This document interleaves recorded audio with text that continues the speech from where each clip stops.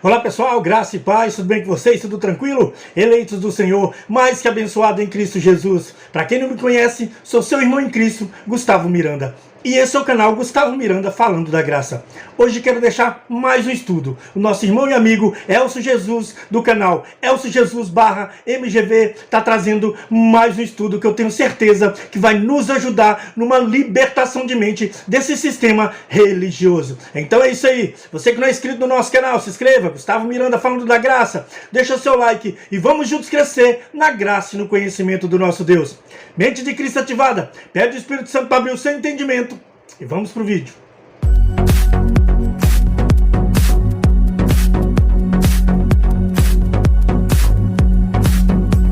Graça e paz aos irmãos aqui pelo YouTube. Sejam todos bem-vindos a mais uma reflexão da palavra do Pai.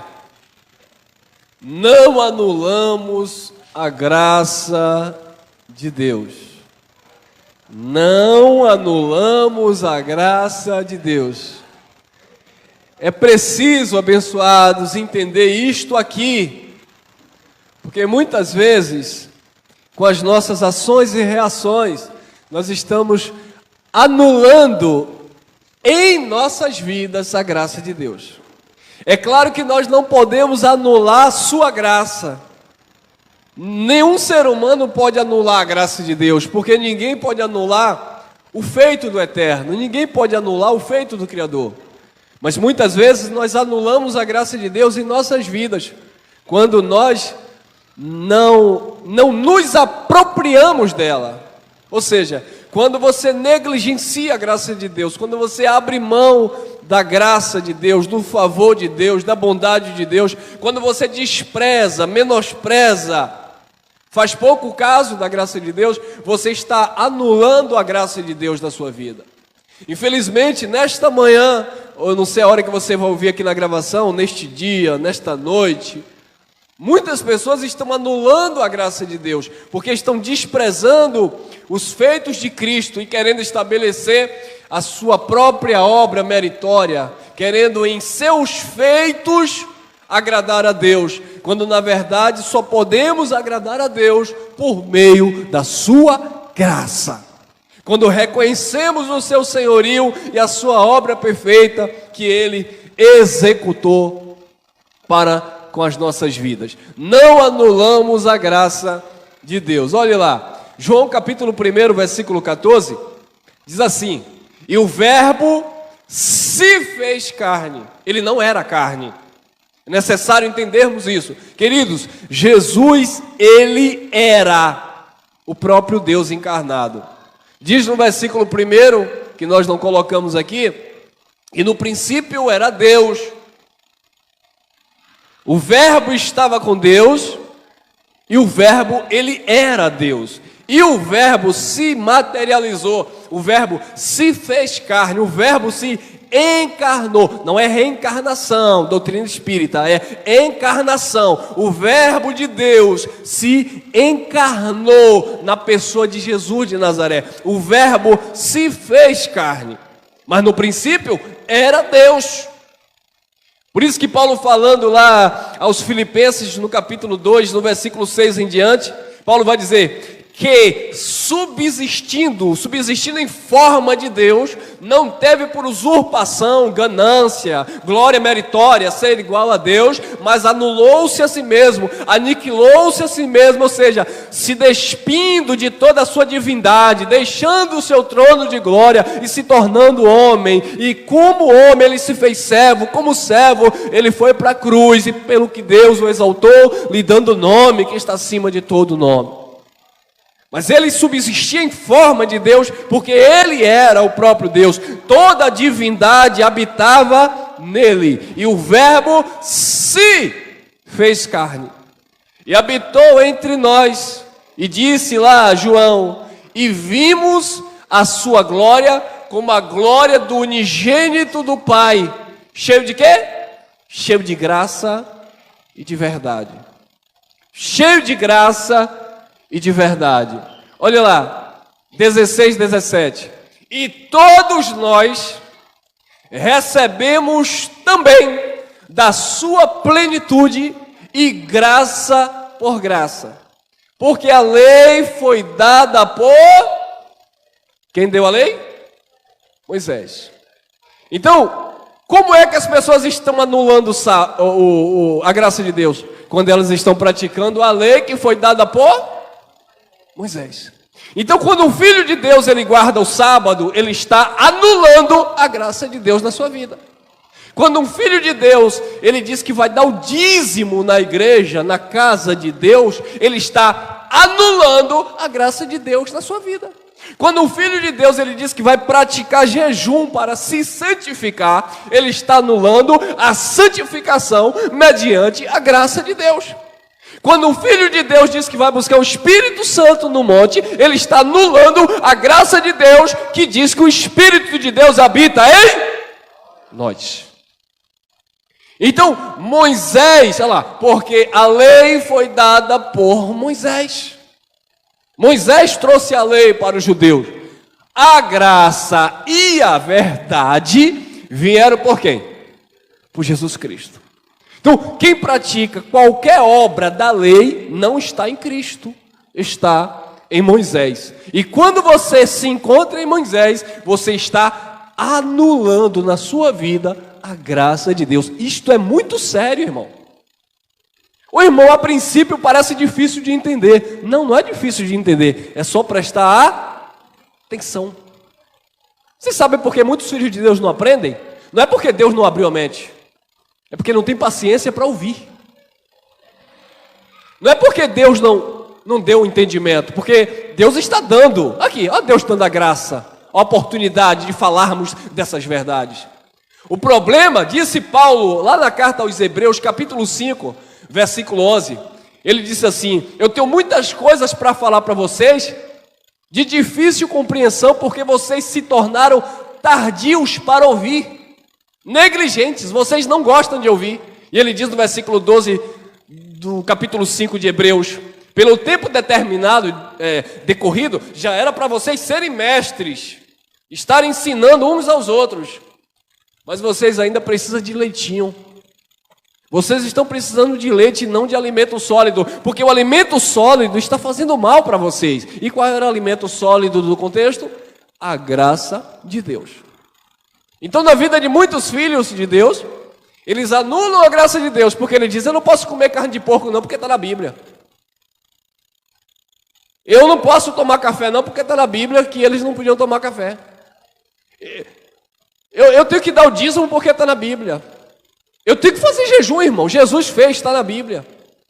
Ah, legal para você. Mas você tem que entender que Jesus estava no cumprimento da lei.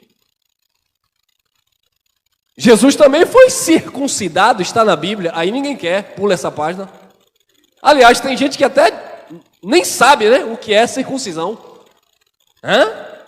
Então, abençoados, não é pregar e viver como doutrina a Bíblia, é para examinar e extrair o evangelho que está na mesma, porque senão você vai anular a graça de Deus, porque a lei foi dada por Moisés, a graça e a verdade vieram por Jesus Cristo. Olha lá, Judas capítulo 1, versículo 4, mas afinal de contas já estava escrito, então ninguém vai mudar isso, mas que não seja na sua vida isso, que isso não se aplique a você, porque se introduziram alguns, não são todos, que já antes estavam escritos, determinados, predestinados, para este mesmo juízo. Homens, não é o diabo, não é o capeta, não é o demônio, não é pombagira, não é preto velho, não é nada disso.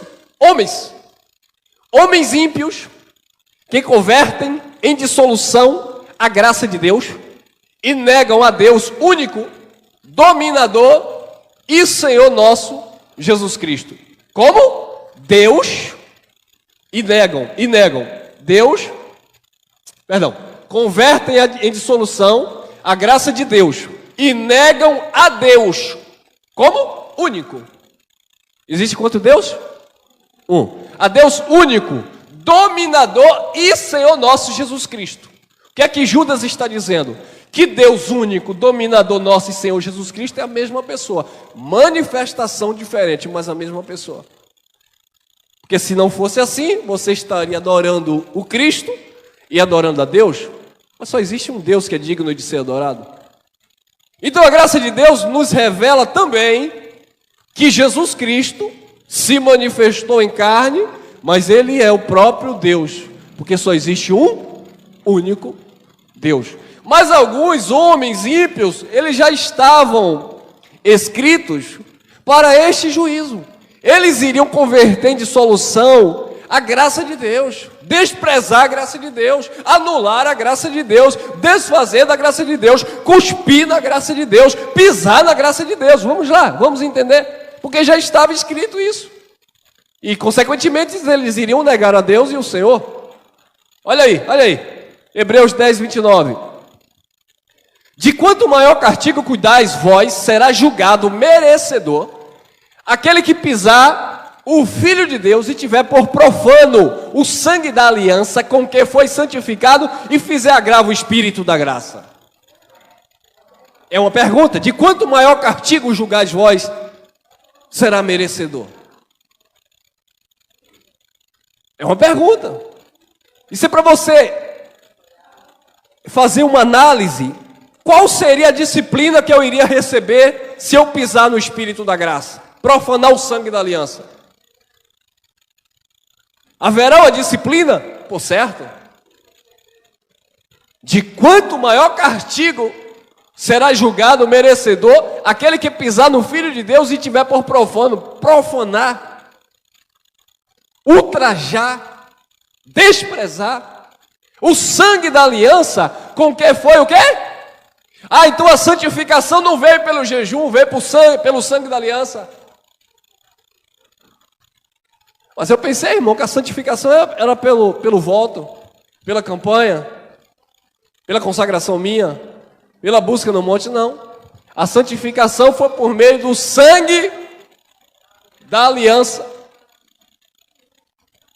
com quem foi santificado, e fizer agravar ao Espírito da graça.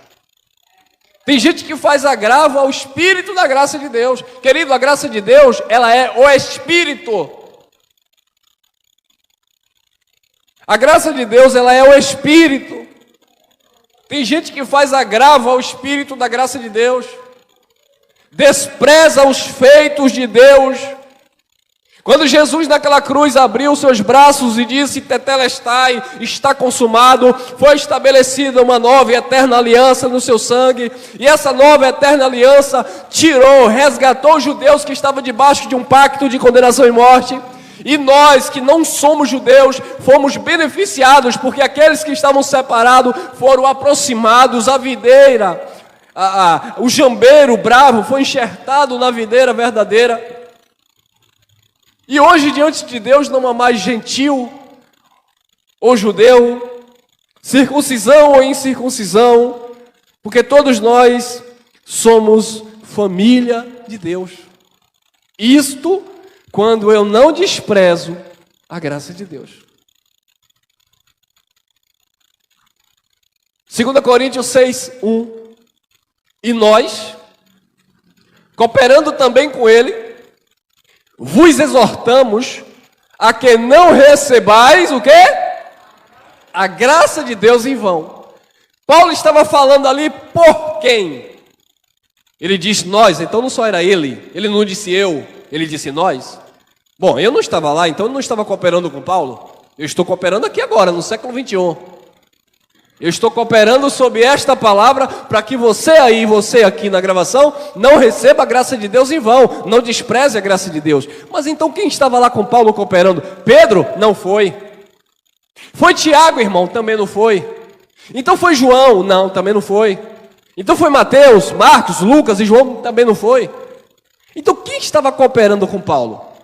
Porque Pedro, Tiago e João pregavam aos judeus da circuncisão. Quem estava cooperando aqui com Paulo era Barnabé, era Tito, era Timóteo, era Silas. Eles estavam cooperando.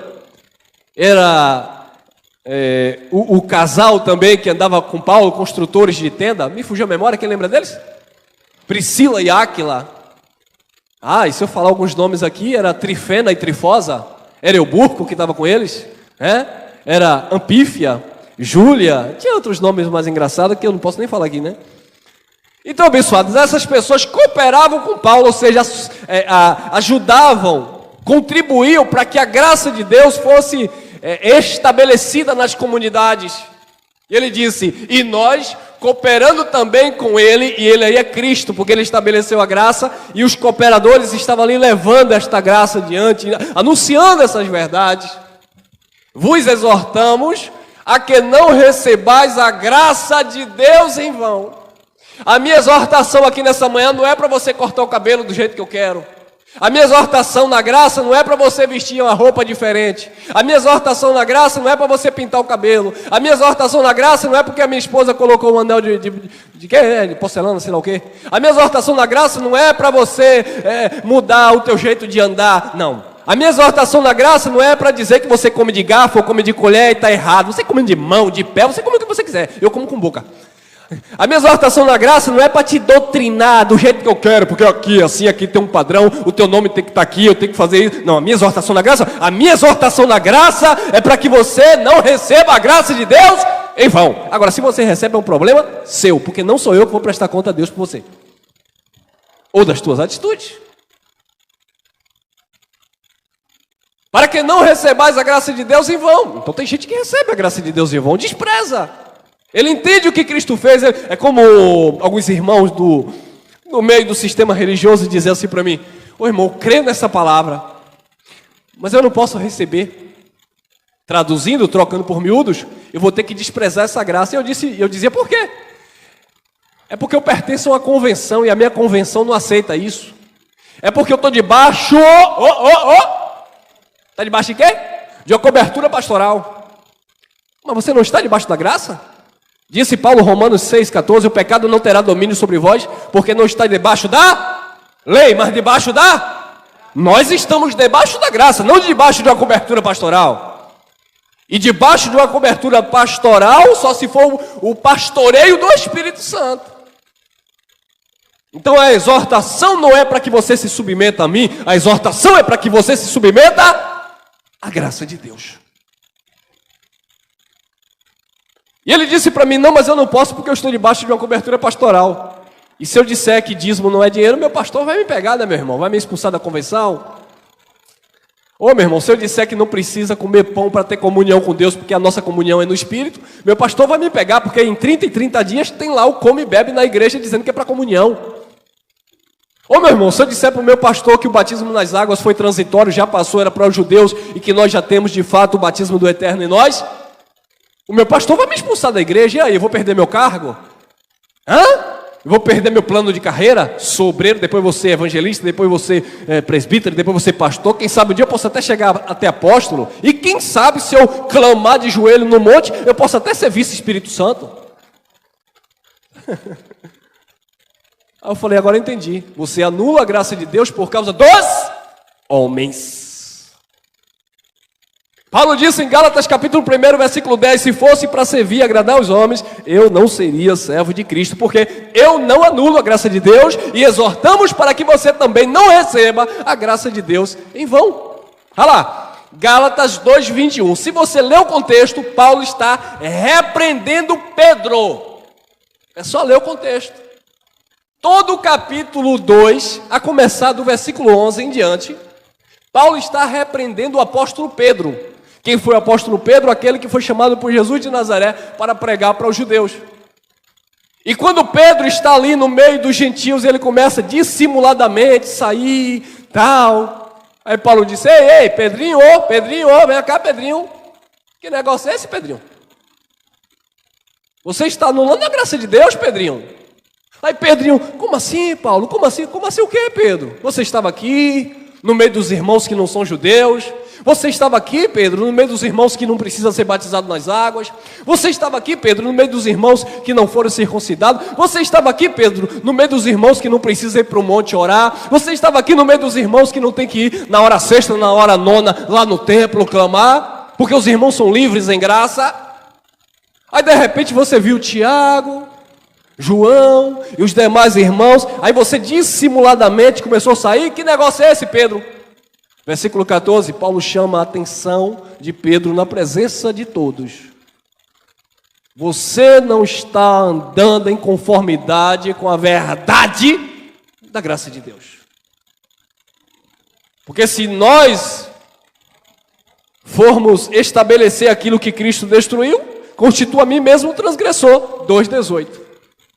Porque se eu procurar levantar aquilo que eu mesmo derrubei, ele estava falando da lei, eu me torno um transgressor.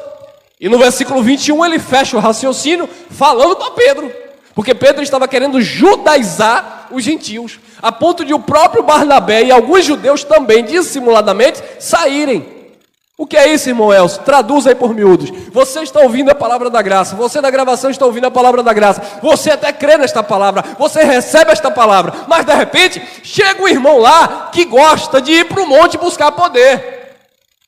E ele começa a contar suas experiências, que foi no monte, recebeu a mão do pastor, e ele desceu aquele monte rolando, chegou lá embaixo, ele viu a lua, e ele recebeu o santo do gambá. Sabe o que é o santo do gambá, né? Quando ele fica assim, ó. Aí diz que o irmão foi para o monte e disse que viu um anjo. Um anjo tudo escuro, e quando o pastor bateu a lanterna, era um gambá não, tamanduá bandeira, tempo de abraçar o irmão. E aí você começa... eu estou na graça, mas o irmão aqui está... Eu já estou até me arrupiando, o irmão está falando aqui de um movimento. Começa a dissimular. No meio do povo da graça, está na graça. No meio do povo do sistema, que é da terra. No meio do povo da graça, somos predestinados em amor, aleluia, tetelestai, está consumado, eu estou perfeito nele, eu sou templo do Espírito Santo, Deus não habita em monte, Deus não habita em templo feito de mão de homem, glória a Deus, línguas estranhas, engano religioso, e aquela coisa. Mas quando chega no meio do movimento, só falta embolar a língua e maramanaia. Cuidado, irmão, cuidado, senão vai se revelar. Não anula a graça de Deus, porque se a justiça provém da lei, segue-se então que Cristo morreu. Debalde morreu em vão. Ele não morreu em vão não, abençoado. Não anule a graça de Deus, nós não anulamos a graça de Deus. Ô irmão Elcio, não tem como você disfarçar não. Eu fui convidado para pregar em um local aí. Dia 8 de maio, tá? 8 de maio, dia das mães, das mulheres, né? Das mães, perdoe. É porque minha mãe já foi para a glória, então eu não estou com mãe mais. Dia das mulheres, da mãe, 8 de maio, dia das mães. Nós estaremos lá em Alagoas. Fui convidado para pregar lá. E eu vou fazer o que agora? O que é que eu vou pregar lá? Meu amado, o irmão que já me convidou sabe o que é que eu vou pregar. Eu vou para lá falar o quê? Falar língua estranha? Falar que Deus está aqui e a presença de Deus vai encher esse templo? Não. Então quem me convida já está sabendo, vai graça, irmão. Não vou para lá disfarçar, não, porque, veja bem, porque... Não, irmão. Que eu prego aqui, eu prego acolá, porque não anulamos a graça de Deus. Onde você for, leve a graça de Deus. Disse o apóstolo Paulo, não me envergonho do evangelho, porque é poder de Deus para a salvação de todo aquele que crê. Primeiro dos judeus, também do grego. Porque no evangelho se manifesta a justiça de Deus, de fé em fé, mas o justo viverá por fé, não na tua fé, na fé do evangelho, amém? Olha aí, 2 Pedro 3,18, antes crescei na graça e no conhecimento do nosso Senhor e Salvador Jesus Cristo, a Ele seja dada a glória, assim agora no tempo de Pedro, agora é lá no tempo de Pedro, não é agora, Pedro estava falando lá, assim agora no tempo de Pedro, como no dia da eternidade, amém. Ou seja, sempre. Crescei na graça e no conhecimento. 2 Timóteo, capítulo 2, versículo 1, disse Paulo ao seu filho na fé, que ele chamava carinhosamente de filho. E aí as pessoas pegam esses textos para dizer, você é meu filhinho na fé. Não, tem que entender, não é assim não. Tu, pois, meu filho, fortifica-te aonde? Na graça que há em Paulo. Na graça que há no irmão Elson. Não, irmão, você não vai se fortificar na graça que há em mim nunca. Porque a graça que há em mim, quem se fortifica sou eu mesmo. Porque é Ele que nos edifica em sua graça. Então você precisa se fortificar na graça que há em Cristo. Mas não é no pastor Paulo, não? Não. Ô, Paulo, eu pensei que fosse você. Eu já vi gente dizendo assim, eu saí daquela igreja porque o pastor saiu. Eu me desviei, por quê? Porque a irmã do Cocó de Fogo que profetizava na minha vida se desviou também. Aí certa feita eu encontrei uma irmã toda meia desajeitada e eu sabia que ela não andava desajeitada. Desajeitada que eu estou falando não é mal vestida de qualquer jeito. Desajeitada que eu falo é meia carnal, né? Aí eu falei, irmã, o que foi que houve, minha irmã? Tu não era assim? Hein? Fala aí, profeta, fala aí, vaso, tu não era assim? Ela disse, eu me decepcionei. Eu falei, com o quê? A missionária fulano de tal caiu. Eu falei, caiu? Foi? Foi até o cabelo cortou. Foi? Que era cabelo consagrado, arrastando no pé? Então ela cortou o cabelo, ela caiu. Foi. Tu não tá sabendo não, irmão? Aí vem a fofoca santa, fofoca gospel, né? Tá sabendo, irmão? Trocou até de marido. Eu falei, sério? Foi. E deu até um carro novinho. Eu falei, sério? Sério. Aí eu falei, por isso tu se desviou. Por isso eu perdi a graça. Eu falei, nunca teve.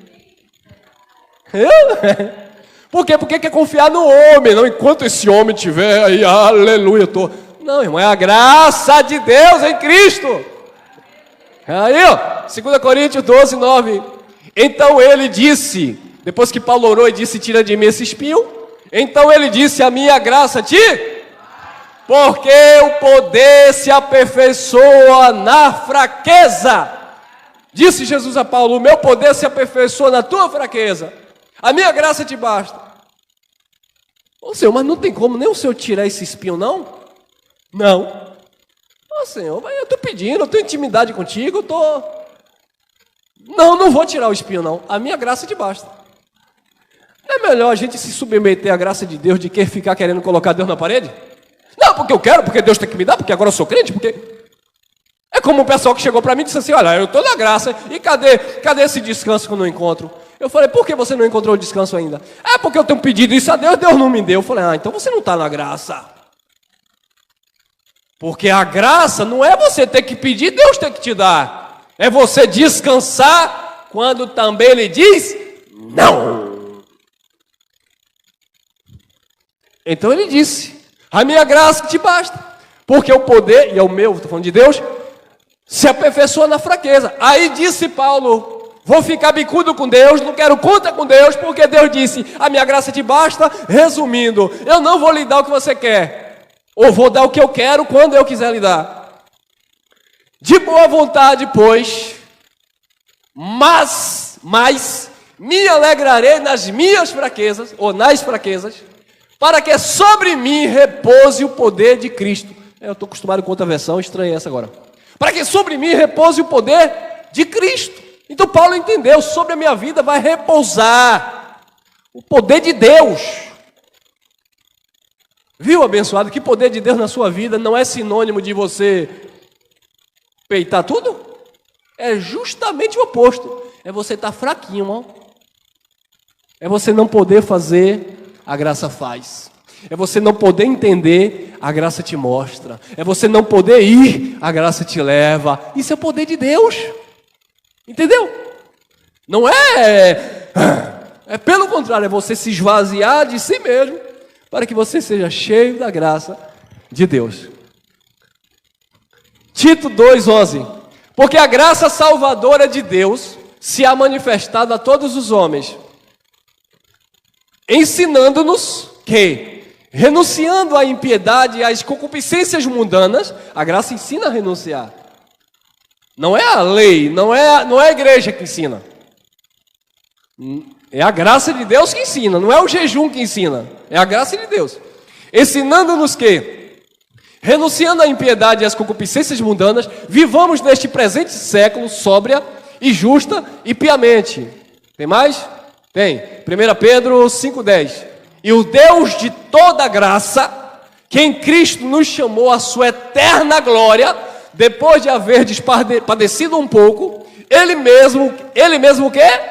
Vos aperfeiçoe. Eu gosto da expressão aperfeiçoará. Ele mesmo vos aperfeiçoe, confirme, fortifique e estabeleça. Viu que tudo isso aqui é a graça de Deus? Tudo é a graça de Deus. Não é tempo de religião, não é carteira assinada do pastor presidente, não é experiências nos montes, é a graça de Deus que te aperfeiçoa, que te confirma, que te fortalece e que te estabelece. Você se fundamenta. 5:12, por Silvano. Tudo indica que Silvano aqui era o mesmo Silas, porque o nome variava de localidade. Por Silvano, vosso fiel irmão, como cuido, escrevi brevemente, exortando, assim como Paulo exortou lá, aí Pedro agora estava exortando os seus ouvintes, e testificando que esta é a verdadeira graça de Deus, na qual estais firmes. 1 Timóteo 2:20, ou 6:20. Ó Timóteo, guarda o depósito que te foi confiado. Ou seja, guarde a graça. Tendo horror aos clamores vãos e profanos, mensagens distorcidas, e às oposições da falsamente chamada ciência, que diz que Deus não existe, que Deus é um conto, as oposições da falsamente. Que todo mundo agora, tem crente em graça que agora que virou ateísta. Eu sou ateu agora. Por quê? Porque eu sou ateu porque me convença que Deus existe. Eu fico babando quando um abençoado me pergunta isso. Eu sou ateu, Elcio. Por quê? Me convença que Deus existe. Aí eu digo, eu não sou ateu. Aí ele diz, por quê? Eu digo, me convença que Deus não existe. Eu não consigo ser ateu porque eu não consigo acreditar que Deus não existe. Então as pessoas querem que você convença, falsamente chamada ciência, irmão.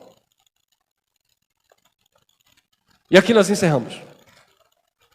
1 Timóteo 6:21. A qual professando-a, alguns se desviaram de quê? Da fé, da graça. A graça seja contigo. Amém! Amém, abençoados. Graça e paz.